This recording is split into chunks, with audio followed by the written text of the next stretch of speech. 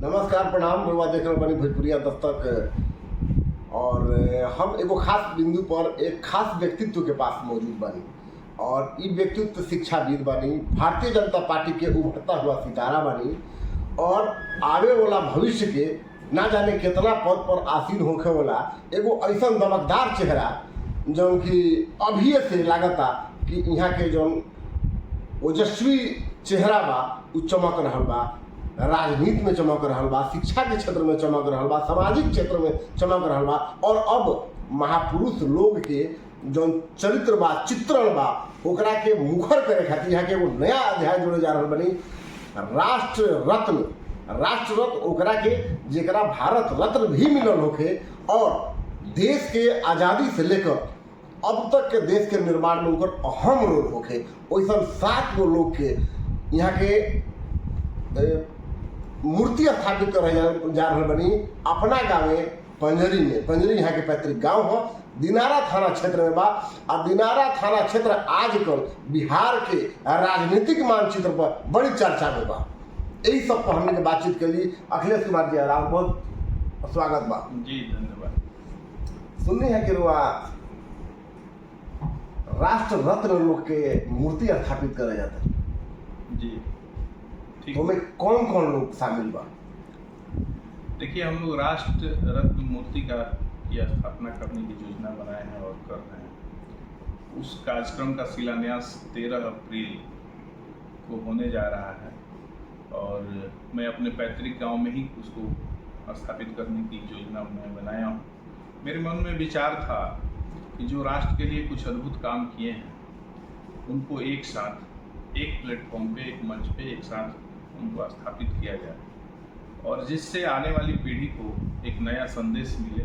ये सब अमुक लोग थे जिनकी कुछ न कुछ कृति रही और हम लोग भी अगर अच्छा कुछ करेंगे, कुछ विशेष करेंगे तो हमारी भी कृति स्थापित होगी और हमारी भी स्टैचू कोई ना कोई आने वाले समय में स्थापित करेगा।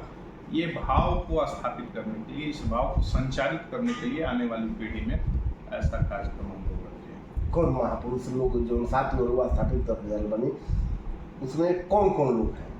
उसमें तो देखिए, जब हम गुलाम थे तो जब आज़ादी की शुरुआत इस इलाके में जिन्होंने किया, जो अंग्रेजों से फाइट किए, तो वीर बाबड़ा बाबू, वीर कुंवर सिंह शाहबाद किसान, हाँ, तो उनको को रखा गया है। और उसके बाद जिनके नेतृत्व में देश आज़ाद हुआ, अपने देश के राष्ट्रपिता महात्मा गांधी जी की प्रतिमा है और जिन्होंने पूरे देश को एक सूत्र में बांधा, वैसे व्यक्तित्व के धनी लौह पुरुष सरदार वल्लभ भाई पटेल जी की प्रतिमा है और जिनके द्वारा संविधान का निर्माण किया गया और उन्हीं के सब बताए रास्ते से, उन्हीं के बनाए नियम कानून से देश आज संचालित हो रहा है। वैसे भारत रत्न डॉक्टर भीमराव अम्बेडकर जी की प्रतिमा है और अपने बिहार से पूरे देश में अब तक तो हम लोग प्रधानमंत्री दिए नहीं हैं अपने बिहार से और एकलौता राष्ट्रपति हम लोग दिए हैं। वैसे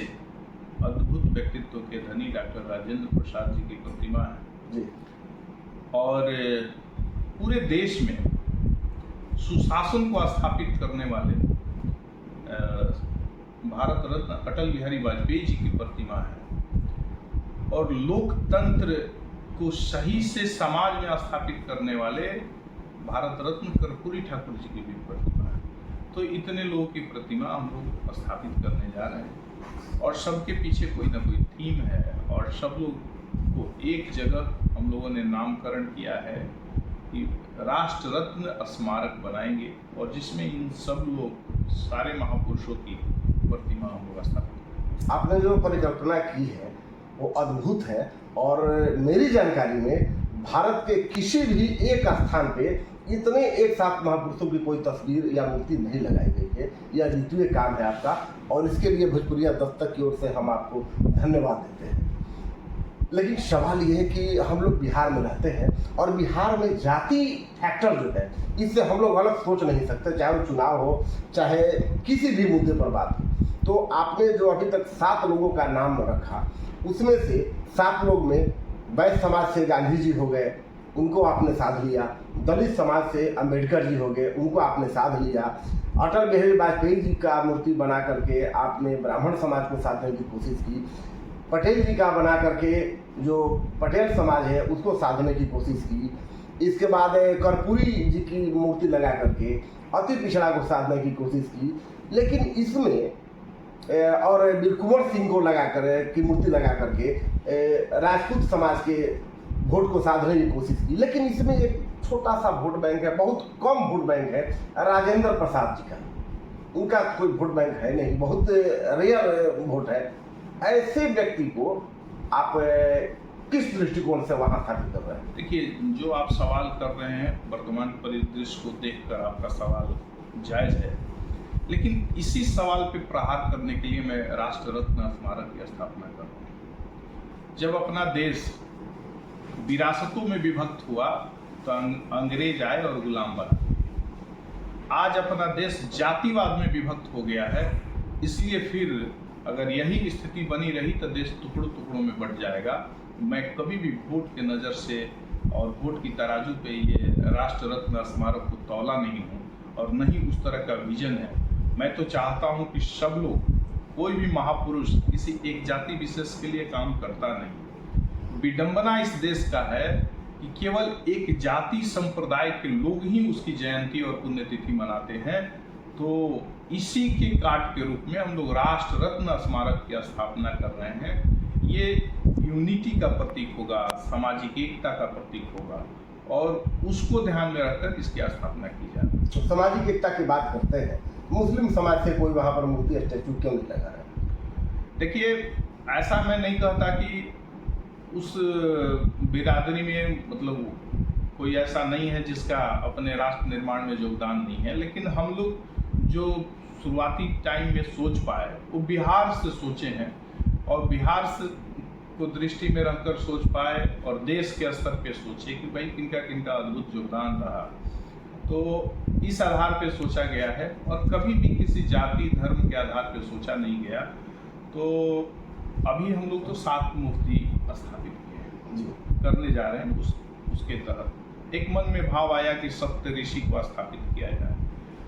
अब जातिगत चलेंगे तो हमको लगता है कि 1000 जातियां होंगी और संप्रदाय पे जाएंगे तो अभी इस्लाम में भी कुछ लोग अच्छा किए हैं, कुछ लोग सिख में भी अच्छा किए हैं, कुछ लोग जैन में भी अच्छा किए हैं, कुछ लोग बौद्ध में भी अच्छा किए हैं। तो हम न धर्म पे गए हैं न जात पे गए हैं, हम केवल और केवल बिहार अस्मिता को ध्यान में रखते हुए राष्ट्र निर्माण पे जो काम जिन्होंने काम किया है उस पे गए हैं और उसको ध्यान में रखकर ऐसा काम करने का। अभी आप सप्त ऋषि की परिकल्पना को साकार कर रहे हैं एक तरह से।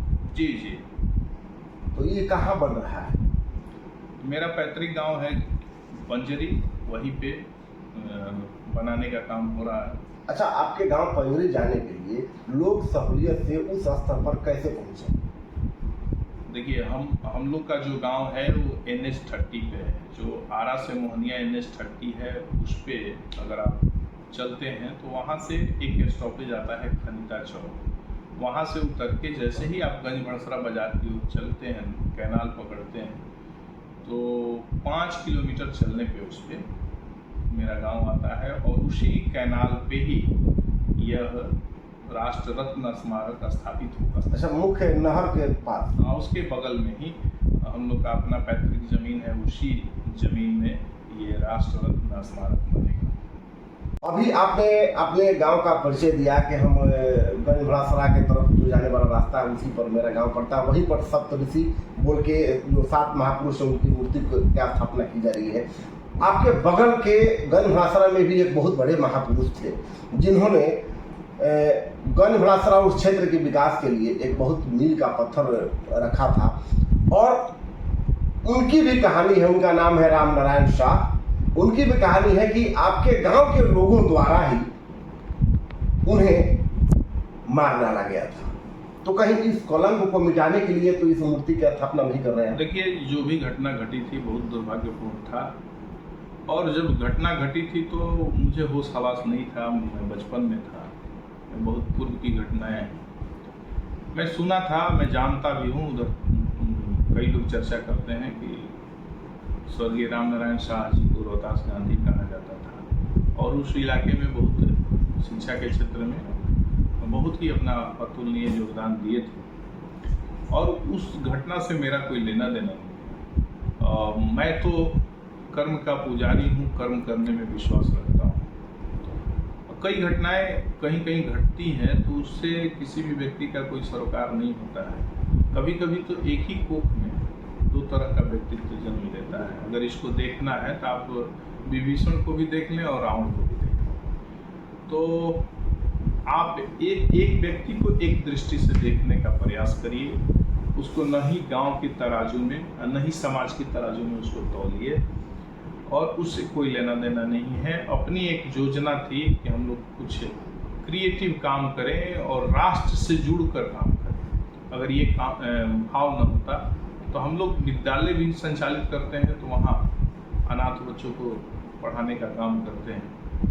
तो ये मन का उद्गार था, मन में जो विचार आता है उसको स्वतंत्र रूप से हम लोग धरातल पर उतारने का काम करते हैं। एक दिन ऐसे ही बैठे थे और ये विचार आया कि राष्ट्र रत्न स्मारक की स्थापना की जानी चाहिए।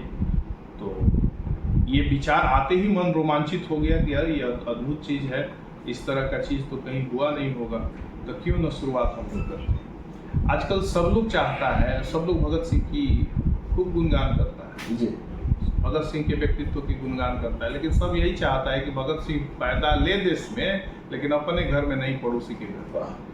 तो उस भावना से ऊपर उठकर हम लोग स्वयं कुछ करने के फिराक में हैं और कभी भी अपना कोई पुराना द्वेष, पुराना ये वो सब मानसिकता को लेकर हम लोग चलने वाले नहीं। भाजपा के उस चीज पर काम कर रहे हैं, सबका साथ सबका विकास। जी, हम लोग जिस पार्टी में हैं वो पार्टी विश्व की सबसे बड़ी पार्टी है और हम लोग सौभाग्यशाली हैं कि हम लोग के जो मुखिया हैं यशस्वी नरेंद्र भाई मोदी हैं, जो विश्व स्तर पे अपनी डंका बजा रहे हैं इस देश को बड़ा करने में, इस देश को विकसित करने में, इस देश को श्रेष्ठ करने में दिन रात एक करके लगे हुए हैं। जब से कुर्सी उन्होंने संभाली है तब से एक दिन भी न रुकते हुए, न थकते हुए और न विश्राम करते हुए देश को विकसित बनाने में लगे हैं। तो उनके साथ चलने का एक अलग और अद्भुत आनंद मिलता है और उनका थीम भी है कि सबका साथ सबका विकास, सबका प्रयास और सबका विश्वास। इस भाव से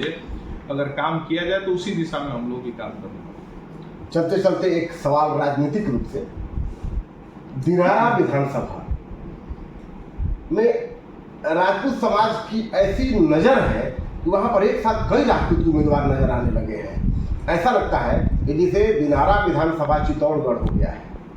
वहां पर भारतीय जनता पार्टी से अब तक संघर्षरत थे राजेंद्र सिंह जी। अभी भारतीय जनता पार्टी में आपकी भी चर्चाएं हो रही है दिनारा विधानसभा से। जदयू से वहां पर पूर्व मंत्री थे जय कुमार सिंह जी, उनकी भी चर्चाएं हैं। तो अभी चर्चा में एक हफ्ता पहले आए हैं आलोक सिंह, जो बिहार सरकार के मंत्री संतोष सिंह के अपने भाई हैं। वो उपेंद्र कुशवाहा की पार्टी से वहां के लिए दावेदारी अपनी प्रस्तुत कर रहे हैं। तो इतने राजपूत समुदाय से वहां उम्मीदवार क्यों हो रहे हैं? देखिए, ये हम लोग जिस गठबंधन में काम कर रहे हैं उसका नाम है एनडीए और ये एनडीए की तो खूबसूरती है भाई कि एक से बढ़कर एक विकल्प है। जिस पे हाथ रखो, जिसको बैट दे के उतारो, उतरेगा मैदान में तो छक्का मारेगा और बाकी लोग के पास तो विकल्प ही नहीं है, एक ही सहारा है, एक ही पे चलना है। तो ये तो हमारी खूबसूरती है कि हमारे साथ पूरा लीडरशिप की फहरिस्त है।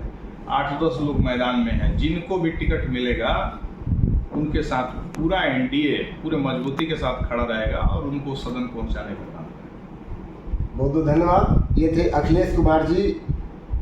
सुना आपने किस प्रकार मेरे कड़े सवालों का इन्होंने बड़ी मुस्कुराहट के साथ जवाब दिया। वीडियो आपको कैसी लगी कमेंट बॉक्स में बताइएगा और 13 तारीख का इंतजार है मुझे, जब शिलान्यास होगा वहाँ पर इन 7 महापुरुषों के मूर्ति का। तो हम वहाँ पर मौजूद रहेंगे और उस दिन की भी खबरें आपको अपडेट करेंगे। बाकी खबरों के लिए बने रहिए भोजपुरिया दस्तक के साथ और मिलते हैं हम अगली खबर में। नमस्कार।